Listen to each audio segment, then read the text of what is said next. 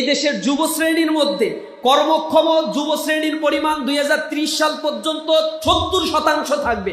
এই যুব শ্রেণীকে শুধুমাত্র 6 মাস, 1 বছর বা 4 বছরে কারিগরি ট্রেনিং দিয়ে যে পরিমাণ এমপ্লয়মেন্ট ক্রিয়েশন করা সম্ভব, তা দিয়ে এই বাংলাদেশটা 4 বছরের মধ্যে পরিবর্তন করে দেওয়া সম্ভব।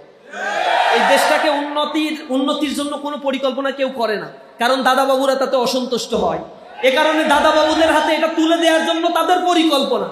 যারা ট্রল করে এই দেশের উন্নতির কথা বললে তাদের গাত্রদাহ শুরু হয়, তারা আমাদের উন্নতি সহ্য করতে পারে না।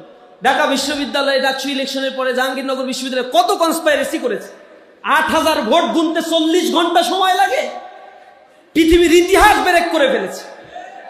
ঢাকা বিশ্ববিদ্যালয়ে নাই প্রশাসনের বিরুদ্ধে কথাবার্তা বলছে, জাহাঙ্গীরনগর বিশ্ববিদ্যালয়ে তারা ভোট বর্জন করার পরে প্রশাসনের বিরুদ্ধে কোনো কথা বলে না।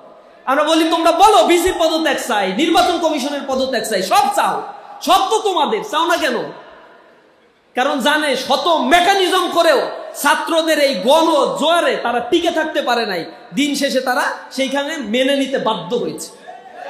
তো সামনের ইলেকশনেও এর একটা প্রতিচ্ছবি আমরা দেখতে পাচ্ছি।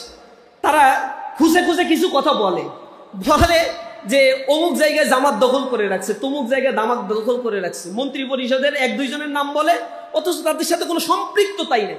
জীবনে কোনোদিন তাদের আমরা সরাসরি দেখি নাই। বলে ওইটা হচ্ছে জামাতের লোক, আর বলে না বাকিগুলো কাদের লোক, এটা আর বলে না। বলে 16টা বিসি জামাতের, তাহলে বাকিগুলো কাদের সেটা আর বলে না।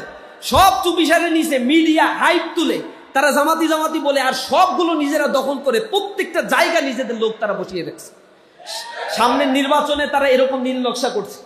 যেমনি জাহাঙ্গীরনগর বিশ্ববিদ্যালয়ে মাত্র একটা ইলেকশন, তো এর একটা প্রতিশ্রুতি।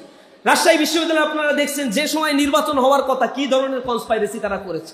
নির্বাচন তাদের কারণে সর্বশেষ যেদিন নমিনেশন জমা দেওয়ার কথা, সেই নমিনেশন জমা দেওয়ার দিন তারা হট্টগোল করেছে, তাদের কারণে একদিন আবার পিছিয়ে দেওয়া হলো।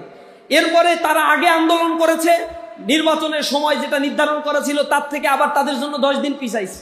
আবার তাদের এই নতুন আবদারের কারণে আবার 25 দিন নির্বাচন পিছিয়ে দেওয়া হয়েছে। কোন গণতান্ত্রিক পরিবেশে তারা আদতেও বিশ্বাস করে? তাদের ক্ষমতায় থাকাকালীন 10 বছরে কোন ধরনের ইলেকশন বিশ্ববিদ্যালয়, কলেজ, ইউনিভার্সিটির কোন জায়গায় তারা দেয় না।